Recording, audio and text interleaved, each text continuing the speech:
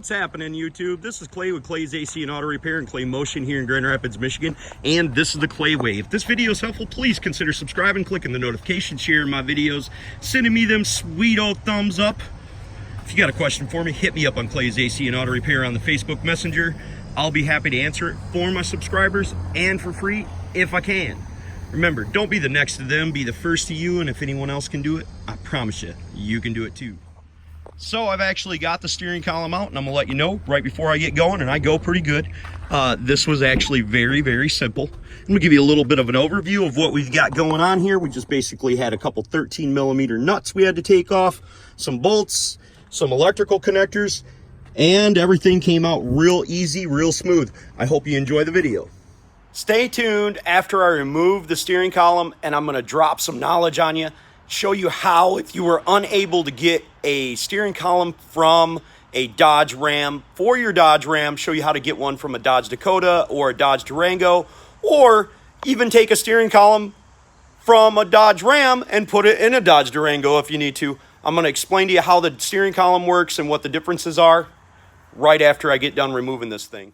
Prior to removal, turn the steering column straight and remove your battery cables off of your battery. Okay, to start the removal process, we're gonna need a 7mm or a Phillips screwdriver, and we're gonna have two screws, one right there and one down there that we need to remove.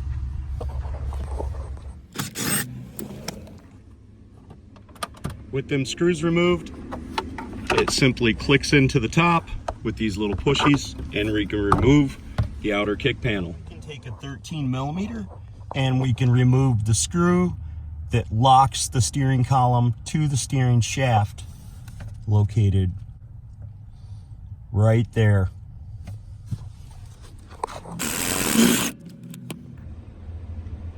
Now we need to remove the shifting cable, and we're going to reach our hand behind it and we're going to push down on the plastic tabs that allow that to come out right there. It's a locking tab. Now, taking a pair of needle nose pliers, we can squeeze the tip clips together, and then taking our other hand and pulling it from down here, we will be able to pull it out very easily.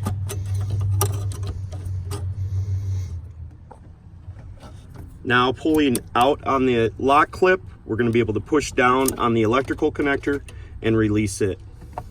Now, taking a look, we're going to release the shifting cable from the steering column with the flathead screwdriver. This next connector that we're going to undo has a plastic clip behind it that we push down to release it, and it is located near the passenger side of the steering column. We just undo it just like this, and then it will pull right apart. Plug our brake pedal switch, I think.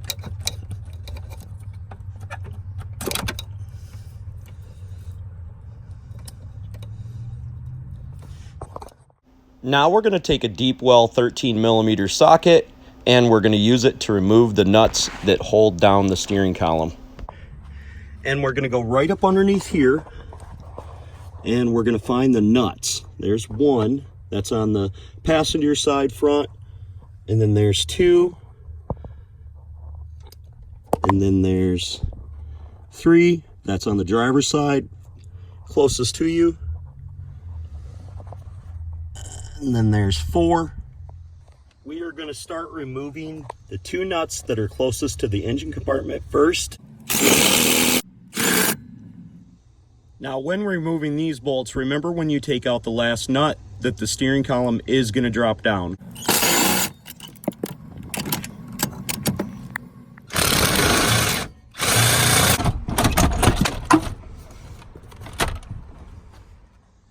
With the steering column down, we need to start removing the electrical connectors that connect to the back of the steering column. This is held in by a cam lock, and on the bottom of it, there's a lock that we need to push over to release the cam lock mechanism. Then we need to take a pick tool or a screwdriver and start sliding up on the cam lock. Using both arms, we're going to be able to pull the cam lock out. My lock tab fell completely out. Raising up the cam lock all the way allows us to remove it if we use both arms. Pulling back on the steering column will release it from the steering shaft, and then we will be able to flip it over if you don't have the keys, like I did not in my situation. With the steering column flipped over, we should be able to just simply pull out on the tilt mechanism to remove the handle. Using a Torx T20 should allow us to remove the screw from the bottom of the steering column. Then the second screw.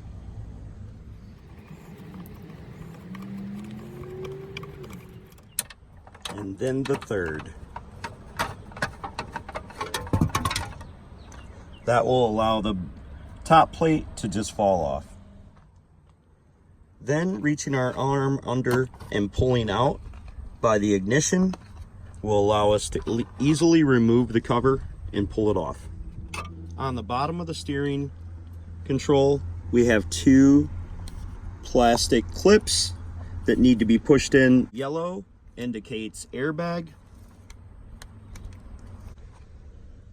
We will need to pull out the connector that holds the wiring harness to the steering column. Flipping over and working towards the top of the steering column allows us to disconnect the final electrical connector that is holding on our steering column.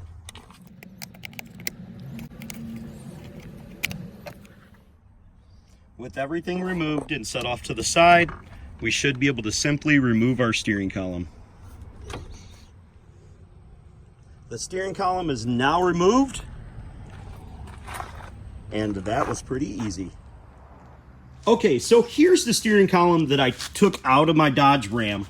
Notice on the back of it, it has steering wheel controls. That's for your radio. I didn't have to worry about that so much because my radio is not factory, it's aftermarket. And here on the side of the ignition, you're gonna have a little black box, and I'm gonna show you that here in a moment. That's for your key immobilizer. If the steering column did not have that black box on the side of there, when you install your new steering column, you will not have to worry about having it reprogrammed.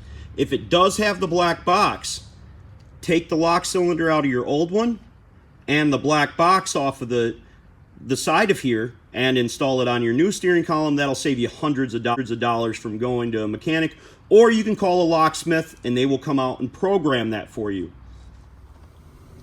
Okay, so the differences in the steering columns that you get from a Dodge Dakota or Dodge Durango versus a Dodge Ram, there's only one thing that I found that was different that's going to make a difference of you installing it, is this bracket right here. You'll notice that it's flipped down, and then this bracket right here, if we set it in the same position and you guys can see it, it's on the opposite side. So I'm going to end up having to hack this bracket off. Actually, I'm going to hack this bracket off of this old steering column and put it on this new steering column and leave this bracket here because it's not going to affect anything. And this one's actually welded a lot better.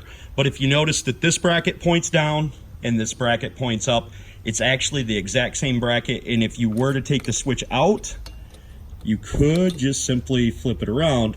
But unfortunately, it's in the wrong location. So we have to make sure that we switch it around. Another notable difference is on this new steering column, we actually have an immobilizer, and on our original steering column, we have no immobilizer. If you do not have this little box here on the side, you will just simply be able to plug this steering column in and start the vehicle right up. I plugged this steering column, which is my new one, in, started my truck right up, no issues. I just did not have a plug for the box, and I didn't need one because my truck originally didn't have one. Just in case you're wondering, the reason that you're able to take a Dodge Dakota or a Dodge Ram or a Dodge Durango steering column out is because of mass manufacturing. When manufacturers make a product, they want to make it and install it on as many vehicles as they possibly can. They'll just change the outside dynamics of it. So even though you might have a Dodge Ram, your Dodge Ram and your Jeep Grand Cherokee, they have the 4.7 or the Hemi, they're pretty much the same vehicle, just a little bit of a different top. Just thought you should know. Okay, I'm using the Sawzall to take that off there because I felt like if I used the die grinder, it would have took too much metal off of my lip here, and It just seemed to be easier. It's a little bit slower, obviously, but a lot nicer cut. I'm going to weld my bracket onto there, but I'm absolutely positive you could just use JB Weld to put it on the side of there. Just make sure that you clean up both surfaces very well, just like you were going to weld it before you put your JB Weld on. My 2008 Dodge Durango steering column turned out perfectly. You can see how I still have both brackets on there, just like I said. I've got mine all welded in. I've had this puppy running. Now I just need to finish putting it back together. I hope you enjoyed. Hopefully you found the video to be helpful and will consider subscribing to my page. This is Clay with Clay's AC and Auto Repair and Clay Motion here in Grand Rapids, Michigan. I greatly appreciate y'all. Remember, if anyone else can do it, you can do it too. Don't be the next to them, be the first to you. God bless and have the best of days.